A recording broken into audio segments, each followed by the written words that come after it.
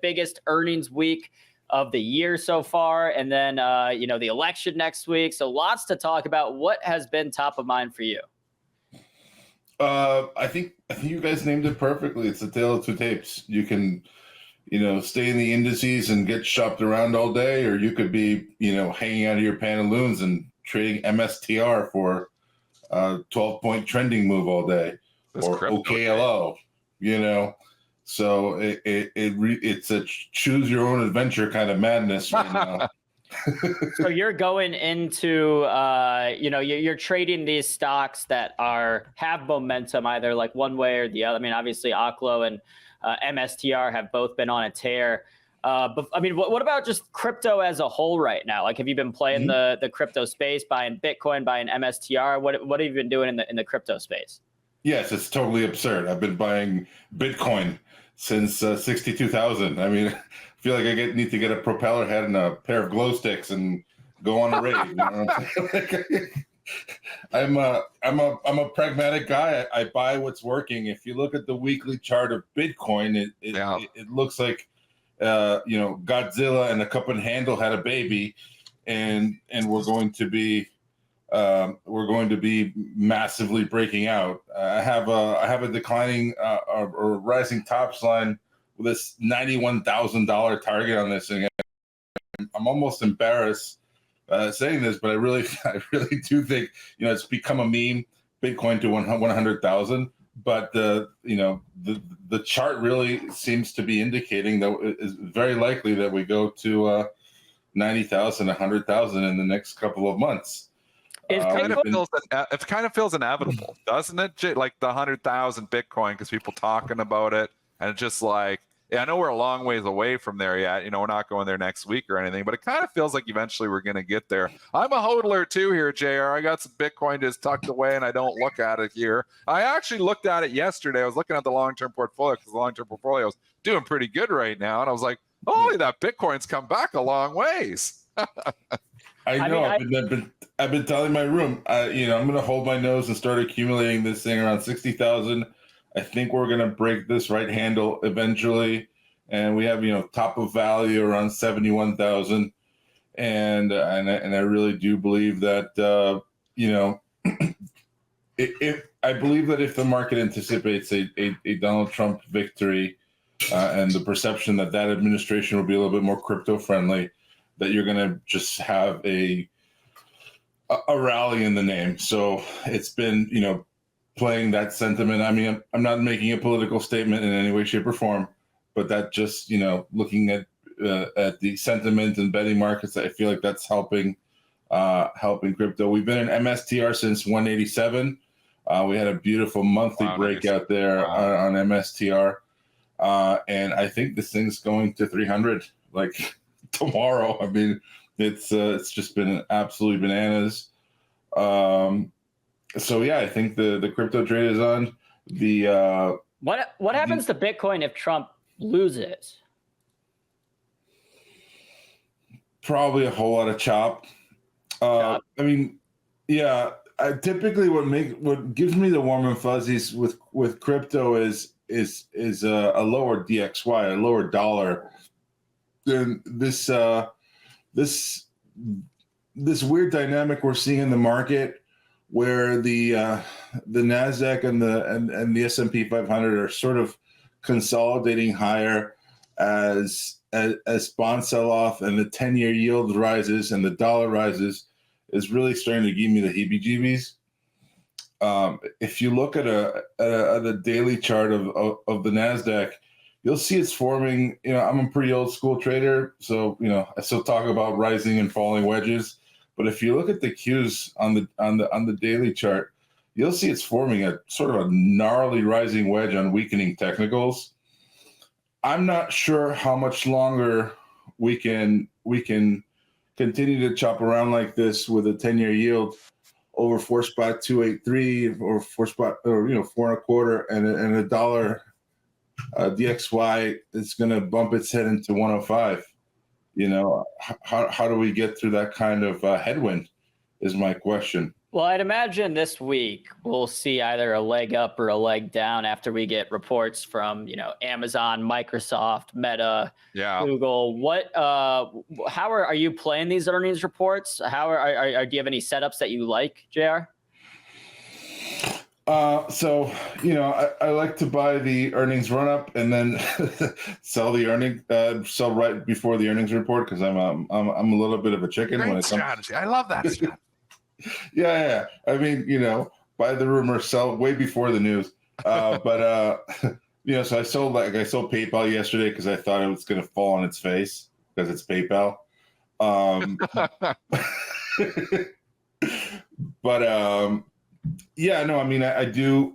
I make it fun for my traders. We make kind of trading the earnings report a sort of a sporting event after hours, and I do really well trading earnings.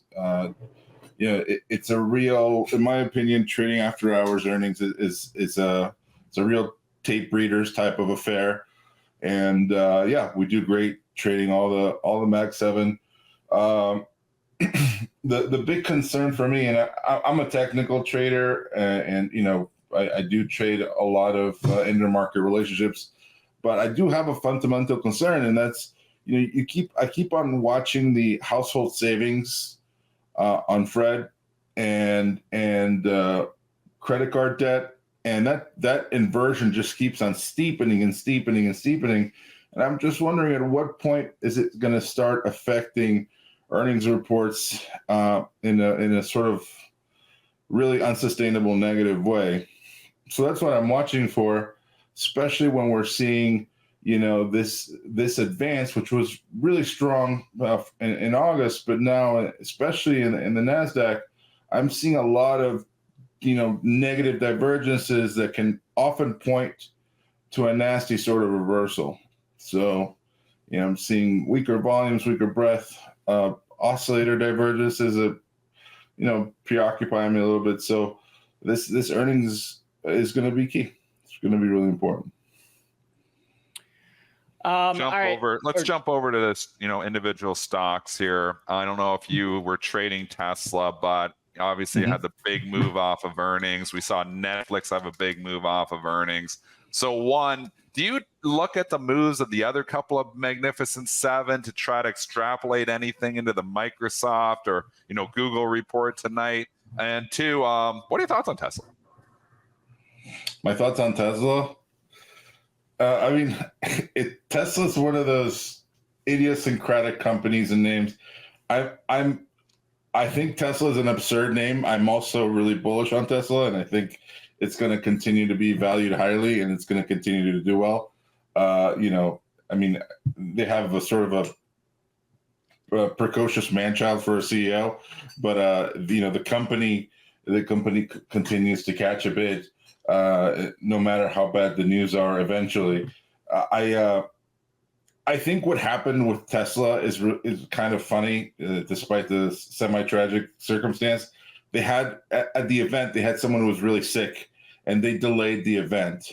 And I think there was a lot of information we didn't get during the event that they came out during earnings and caught a lot of shorts with their proverbial pants down.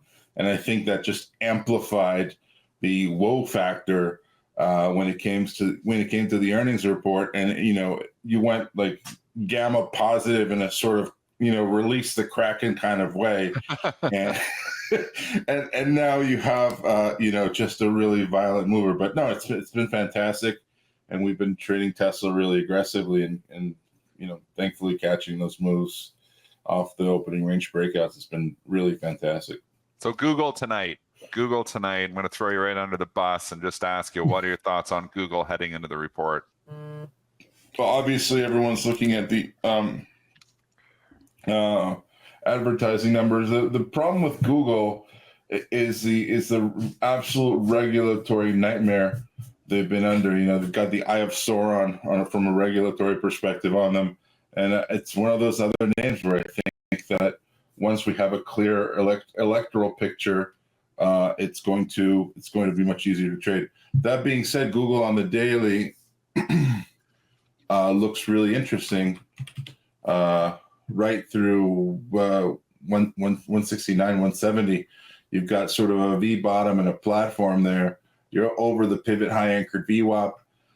Technicals look good. You had a strong rejection yesterday at 168.70, and then a sort of a meta.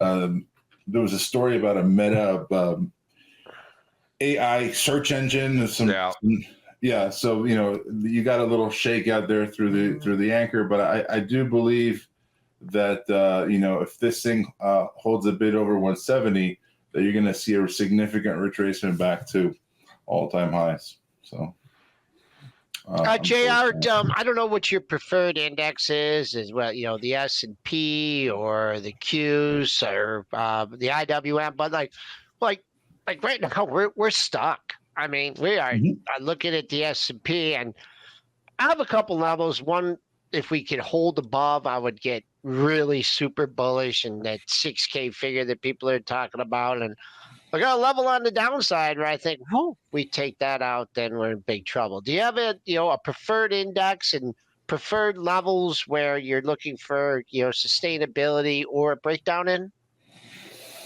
Well, I'm a whatever's working kind of guy, Joel. Okay. If it's moving, I like it. So I'm not terribly. Okay. Yeah, but SPX, I've got 56.75. I think that's going to be a key level to hold. I think it would be probably pretty healthy for us to come back, retest a level. Like if you take, if you profile, if you actually profile your SPX year to date, you'll see you've got a really important level at 57.78, which coincides with your 21, and then a giant volume node right at 56.80 or so. So a lot of prior liquidity there. I think that level holds for now. On the NDX, kind of a similar story. I'd like to see 19,700 hold. We'll see. So, if we get that rising wedge sort of, falling apart like the Titanic, like in the movie Titanic where the guy's playing the violin down the, I'd like to see 19,700 hold. That would be the level to watch. All right, JR, we've got this QR code up on the screen. Sign up now to trade with JR all week in his virtual trading room. We also have a link in the description that our viewers can go to join that. What will viewers get if they go and join you to trade with you for a week? Yeah, so I'm a very old school type of trader. I was formed as a Wyckoff technician, and where we look at the market as a sort of heuristic totality. So we're watching metals, we're watching futures, we're really watching treasuries and currencies, and we're finding pockets of momentum in the market using strong technical analysis. Intraday, we do a lot of tape reading and order flow analysis, and just have a great time. So if you're looking for things that are moving, you'll be in the right place. There you go. All right. Well, we've been on the line with JR Romero, of course, coming over from T3 Trading. We love our T3 Tuesdays here. JR, thanks for joining us on Pre-Market Prep this morning. Pleasure, guys. Take care, everyone.